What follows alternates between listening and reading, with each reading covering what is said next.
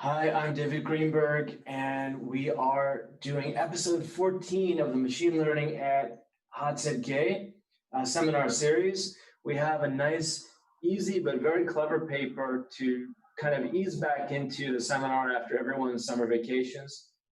I'm in the studio, so to speak, with Marcel Nonnenmacher, Tobias Machnitsky, and Eduardo Zarita, and we have a number of other people joining by Zoom and on YouTube.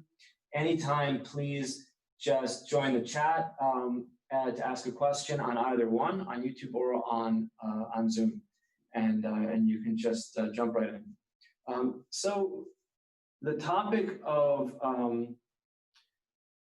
today's seminar is this paper, Viewing Forced Climate Patterns. And we have, it does something a little counterintuitive, but I think it's a nice, promising idea that might have interesting applications. So they want to look at data which are descriptive of the climate, either in a climate simulation or similar data like temperature, precipitation, and so on from the real world. And they're asking a very simple but very important question: is given some pattern of that we observe in our measurements, say in the temperature fields, in the precipitation fields, those were done here, but it could be other things like wind fields, vorticity, anything. Given these patterns we observe, can we say, is this an indicator of just the ongoing intrinsic variability that the climate or the models of this climate is going to generate? You know, going back to some of the ideas we covered in a previous episode about chaos, the minimalist chaos episode, is this the variability that's just present there? Or does it indicate what we call forcing, some kind of external inputs on the system that are pushing in one direction or the other? And when we talk about forcing in this context, as the authors describe here, there are two main kinds. You can have natural forcing, say volcanic eruptions, changes in solar radiation, this 11-year cycle the sun has, and other changes like that.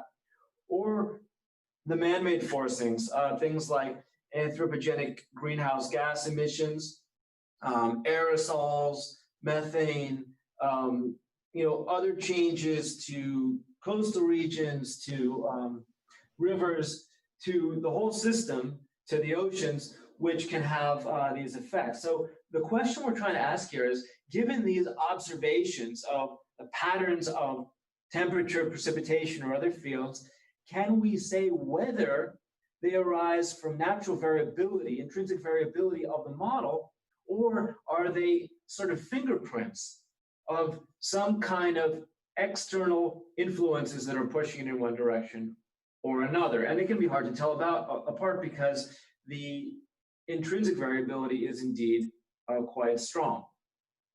So the idea that they're using to tell these two scenarios apart is the following. They're going to train a data-driven model. It could be a neural network. It could be something simpler like a linear model. And they're going to train it to look at these fields and guess the year of a climate simulation. And they can train this data-driven approach using, as we see in figure 1, they can train it using a control simulation where there's no forcing. There's no change in CO2 levels over time in the model, and everything just sort of stays the same and fluctuates with its intrinsic variability. And there's not much to predict, right?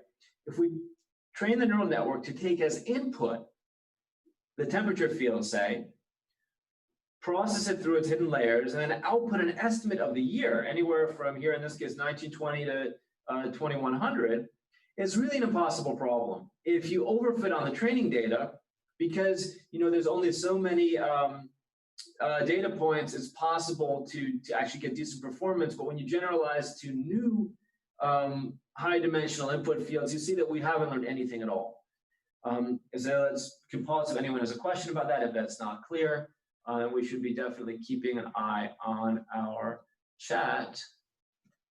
But the basic idea here is, if there's no forcing, there's nothing to detect, and there's no way to know what year this pattern of temperature came from in the simulation. However, they then go And they use this, if I'm getting the acronym right, is it RCP? RCP 8.5. So this is kind of like the dire apocalyptic worst case emission scenario where things just keep getting worse and worse in the future, and humanity emits more and more greenhouse gases as well as sulfur and other emissions. And in this dire scenario, they simulate, and there the patterns emerge in such a way that the network can easily learn to estimate the year of the simulation based on these observations of temperature. And you can see, given the actual year, the network is able to kind of compute the year quite accurately. That we're pretty close to this straight line, which means we're getting the year right in every case. We're training on, I think, a group of 29 different climate models, which is nice because then we're not just learning the biases and peculiarities of one individual model. And I think some of these are held out as testing data. So there were models which weren't even trained on. They can then, so one objection to this is, well, of course, things are going to get hotter by each year, right? So that's not that interesting. But then they say, okay, well, what if I just remove the mean temperature of the input data? So you can't just look at the mean temperature. You actually have to look for a pattern that varies in space. And then they're still able to get it pretty well in most cases. In some cases, for some models, they're off in the year, but they still show the correct trend. That the later the actual year, the later the year estimated by the neural network, such that we are extracting features which are indicative of the forcing trend, in this case, increasing emissions year by year. And when we say features, we can put this in a very concrete way, right? Because these networks are so simple.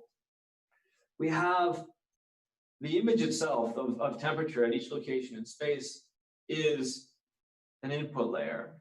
And then the very first layer is full of these hidden units. And each one of these will apply a linear function to this temperature field, followed by a thresholded thresholding nonlinearity, or another nonlinearity. So it's possible to sort of, at least in the first layer, put the features learned sort of in more or less the same units as the input data itself. So it's possible to interpret these features somewhat.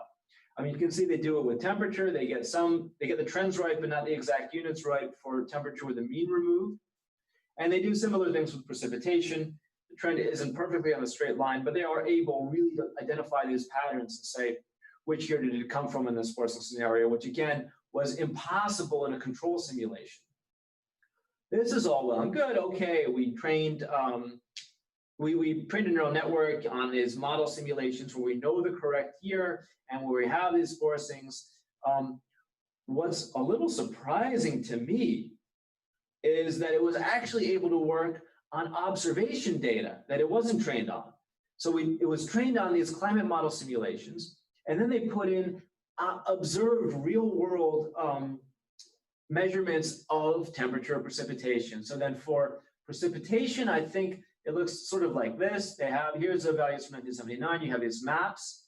And then for temperature, I'll play this video that I got from their website. Starting from 1850 to the present day, I hope this is visible on the stream. You can see that in the late 19th century, there are large missing regions and we don't have data everywhere. And there's also some kind of interpolation. I think real temperature fields wouldn't be quite this smooth, although these are monthly averages. And then I'll jump ahead a little bit. As we go further and further, we see we have better data coverage. There's still nothing in the Antarctic by the early 20th century. And as we go further and further, we have more and more observations, and we begin to see this anthropogenic warming in the later half of the 20th century as we approach the present day. And this is all temperature anomaly. This is from Berkeley Earth. So these are the two observational data sets that were used. Well, okay. What I find so remarkable here is that even though they trained these simple networks using climate model simulations, they were able to estimate the correct year using observations from the real world. So on the one sense, on the one hand, this kind of says these climate models are not totally divorced from actual reality. But it also means that these signatures of forcing, which again could only be learned in climate model simulations with forcing, can be used to identify the year in real observational data, so that these forcing trends, well, by definition are the same. You know, the RCP 8.5 differs from the other scenarios that were simulated in CMIP5 only in the future outcome. It still has to match the observations we have so far. But this works pretty well for temperature. Temperature with the mean removed, again, it gets the right trend, maybe even the right slope, but not quite the correct units or some kind of bias. And we see a correlation between the true and predicted year. So these signatures tell you something about where we are in time. These fingerprints of forcing in the precipitation data, although it's a little noisier and the doesn't work quite as well as for temperature. And then I think before we move on, I'll also just briefly mention that they do have code on GitHub and PyTorch for these very simple networks that were used to detect these fingerprints. Okay, so this is a basic idea of what they're doing. So then the question comes to actually looking at these fingerprints and how can we do that, and what do we have to change around? And I think, Marcel, I'll turn over to you for this explanation. Yeah, sure.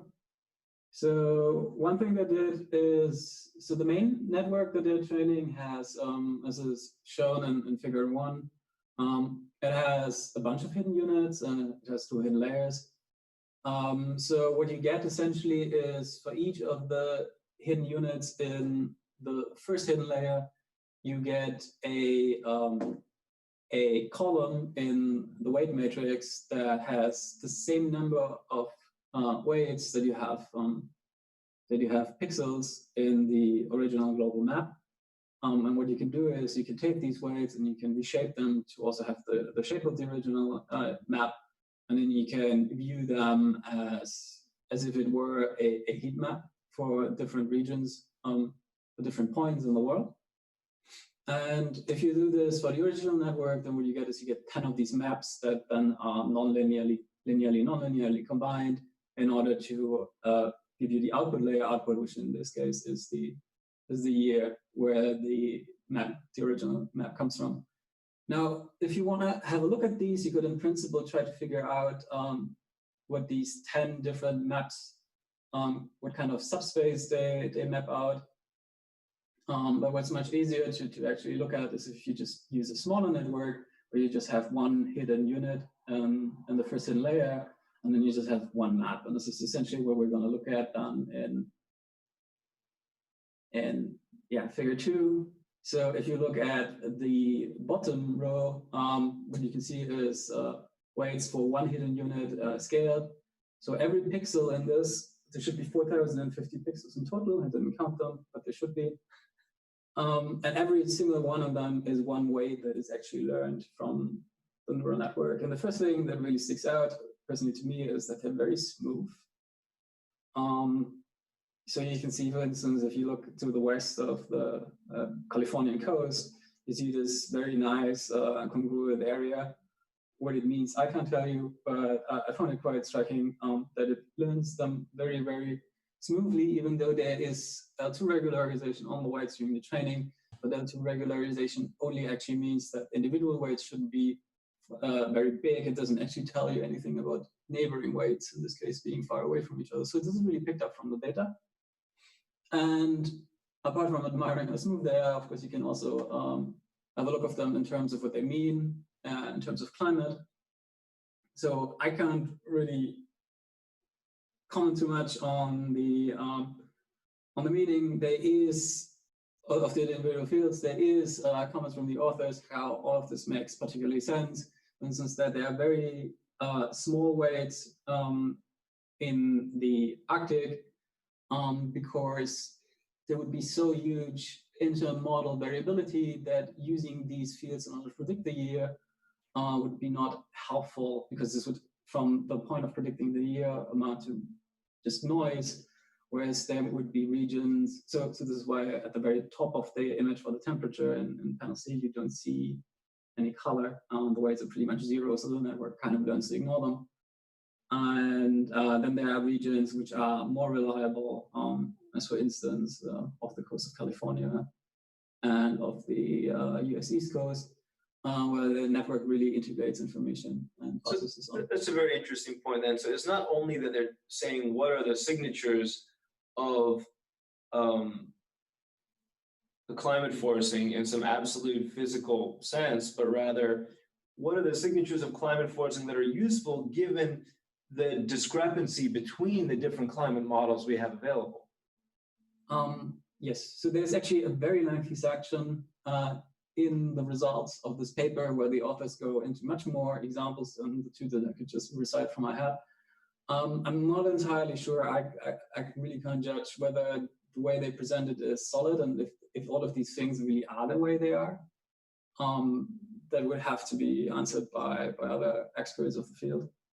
But the point is, and I think this is one of the main points of the study, is that from me reading is they, from a very early point, wanted to really look at the filters, what kind of filters are learned in order to be able to interpret them, which makes a lot of sense then given very, very simplistic almost network structure. You could have learned also, instead of a fully connected neural network as that, you could have had a convolutional first layer, but then it would have already been difficult interpreting different parts of this kind of map that you see, because the map wouldn't be, every individual point wouldn't be learned individually, every little pixel on this panel that you see, but you would only learn how to,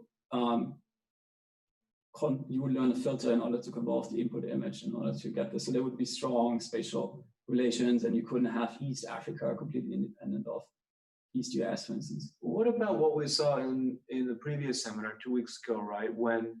When there were these weather prediction networks that Rasp and Turi introduced in their paper for predicting precipitation, temperature, geopotential, they actually use this gradient-based technique, right? You have a neural network which makes predictions. You can now ask, if I perturb one of the input values in the field, what does this do to my output, and which input values is the output most sensitive? Presumably they could have done this here, right? They could have done this here, and they could actually do this in this case as well. What it probably would burn down to, especially in the purely linear network case that I also trained, which is a bit hidden in the appendix, is that you would get pretty much this map, I suppose. Which is the top or the bottom? The bottom. I'm always talking. Sorry, I've been always talking about the bottom row here.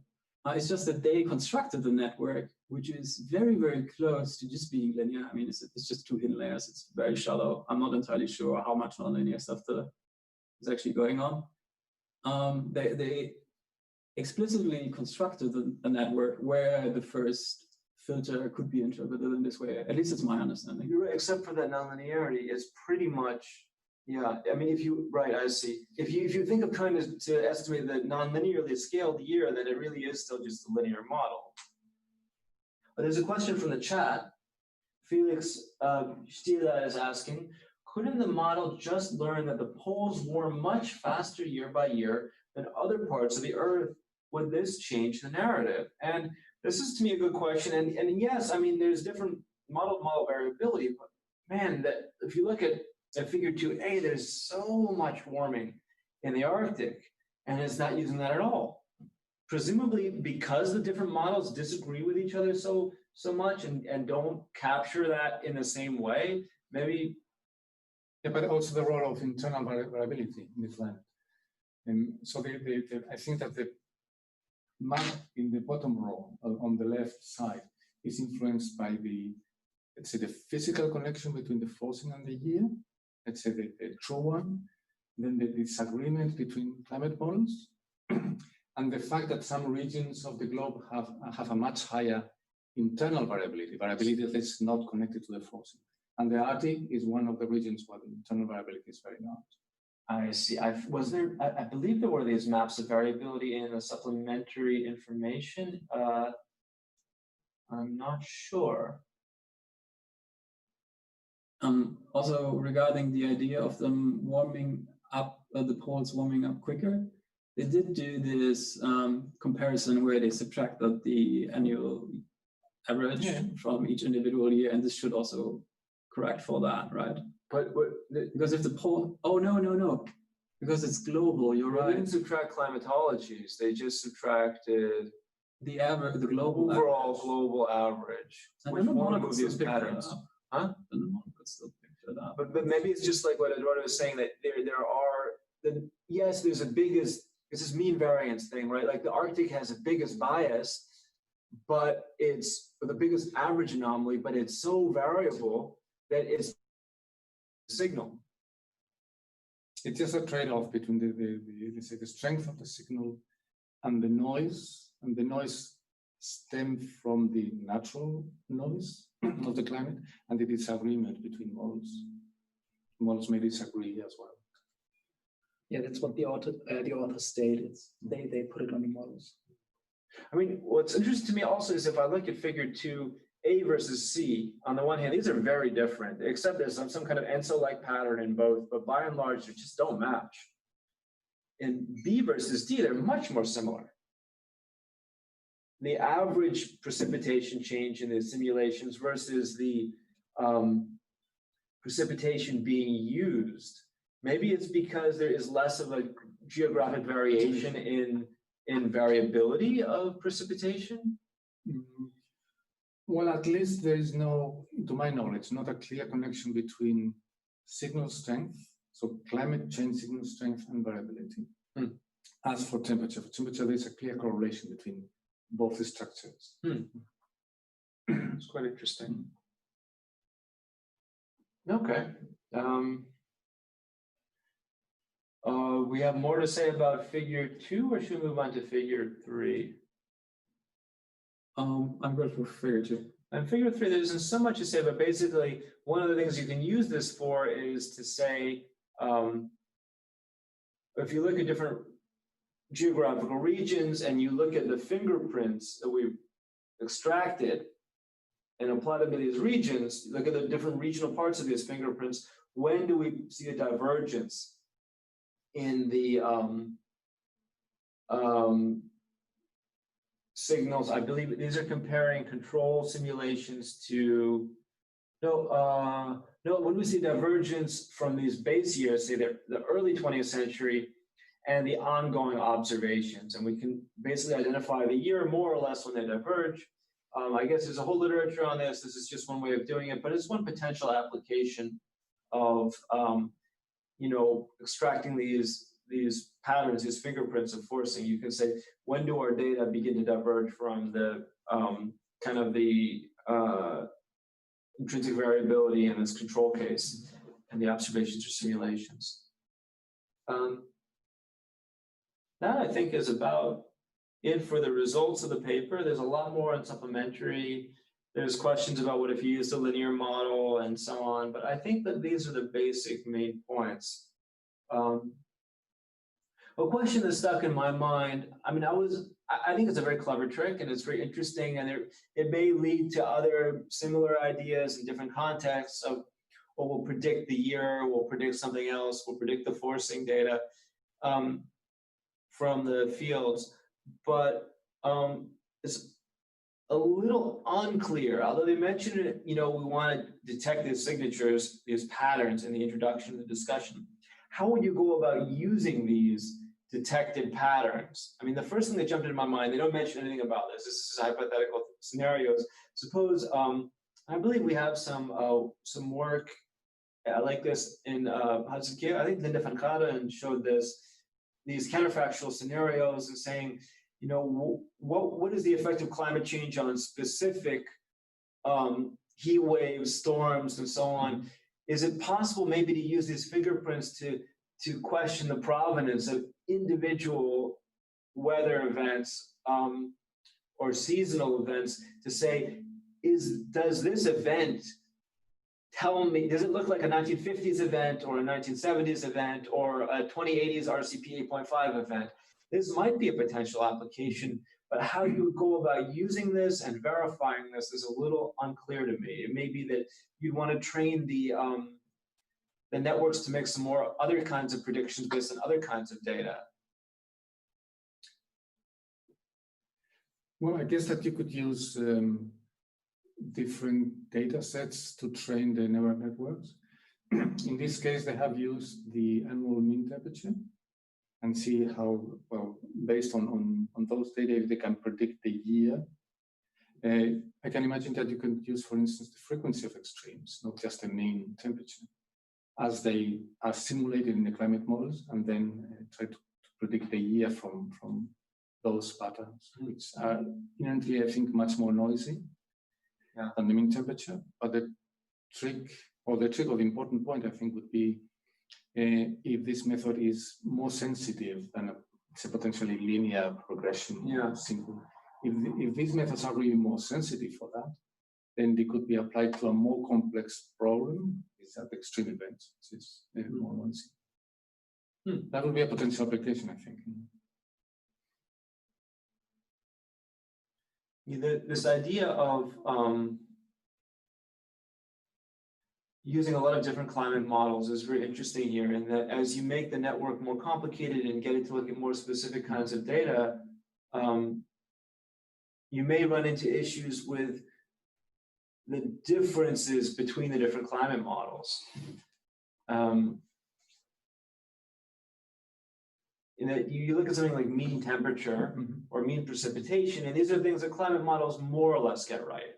Maybe not the distributions of temperature and especially precipitation over time, but yeah, if you begin to show individual patterns of, a summer heat wave or a storm that lasted a few days, then maybe these models differ too much from reality for the observational data to work like that. Although maybe it still does if you use enough different models. This reminds me of this idea very popular in computer vision and robotics, where, say you want your neural network to recognize pictures of cats, then you would show them many different pictures taken with different kinds of cameras, different kinds of cats, different lighting conditions, different angles and zooms, and then this maybe improves robustness, this kind of domain randomization. And by using different climate models, they can kind of do this a bit. Just to quickly point out that this is pretty much shown already in this. So the figure 1 results. Yeah. These are over these 22 and respective 29 different models. Yeah. In the supplement, they've done something kind of orthogonal to this. They've taken one model, but I think it was 30-ish different ensembles. Right. And then they show, you can see two different things. I think it's figure 2, no, 4. Figure 4 now.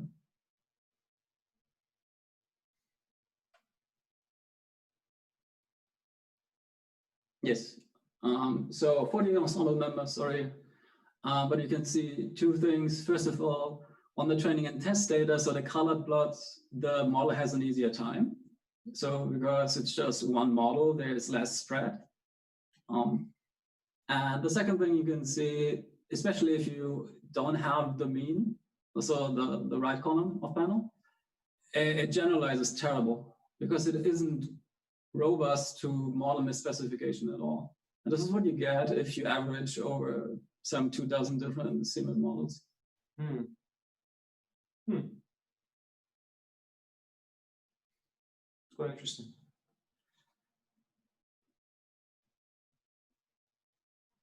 All right. Any more questions from the chat, from people here in the Git seminar room, from YouTube?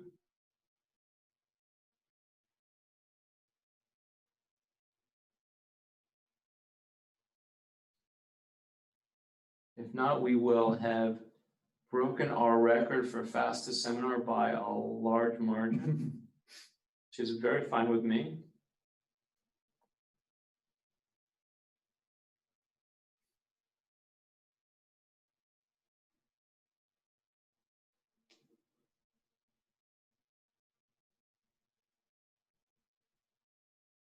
Yeah, it's definitely easy to imagine some follow-ups here. Maybe if you trained it on multiple forcing scenarios, for which the data certainly exists, you could get it to guess the year and the forcing scenario.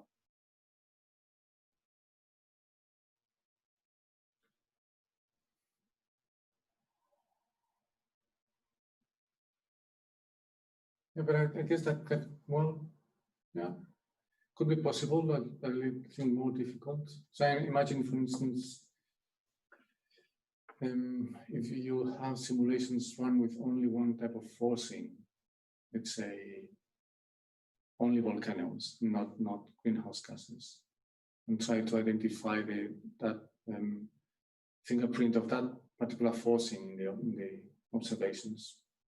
Well, I mean, that type of forcing is just determined by, let's say, very specific years. And I guess that the amount of noise that is fed in from all the data in which you don't have any volcanoes could be perhaps blurred the signal completely. I don't know. Are there CMIP or CMIP-like data sets with only volcanic? Yeah. And then but only solar as well. Perhaps, perhaps even that type of simulations would be more interesting. Maybe let's try to identify the solar signal. But unless they did it such that volcanic activity increased over time, you wouldn't be able to get the year from this, would you? Yeah. You're right. The volcanic sample is not. But they don't. When you do climate simulations, and they have this. If you start them in 1890 or 1850 and then run them into 2100, you sometimes you try to match trends, but you don't use actual solar and volcanic forcing data that's historical, do you? Well, yes, you do. You would try to do that. You would use this unless you have something specific in mind, something different. So you're saying that all the CMIP ensemble members that it was trained on in, say, the control case in Figure 1, they all had the same pattern of volcanic activity and solar variation. Well, in the control runs have constant forcing, so they don't include any, let's say, time varying forcing, any volcanoes or any solar variability. They include the annual cycle. That's true, of course. That's a type of forcing that's included. But other than that, the annual cycle is the same every year. So there is no variability in the forcing. These are the control runs. Right. Right, I see. But then you have a set of simulations in which you have time varying forcing, but only the solar forcing is varying, or only the volcanoes are varying, or only the land use. These are available? They're available. Okay. That'd be quite interesting because in a way they're changing a lot going from these CMIP RCP 8.5 and the control. There's a lot of stages in between which they're just sort of skipping. I mean, it may be that they're actually pulling out responses to the solar variations, which are fixed in all these models, and they don't really make an effort to disentangle this from the anthropogenic ones. And that's quite an interesting question. Yeah, for instance, a follow-up experiment of follow-up calculation here would be to use simulations in which you have only natural forces. Right, and you don't include the increase in greenhouse gases. And then the result should be that the network is not able to identify the year because you need the anthropogenic forcing to identify the year. That will be the expected result. Maybe not. Maybe natural forcings imprint sufficient signal to identify the year. For instance, if the solar forcing is also increasing slowly, that may happen. I don't think so that would be possible, but interesting question. Okay, thank you to everyone. Last chance for questions before we wrap up. Questions, comments, opinions, announcements.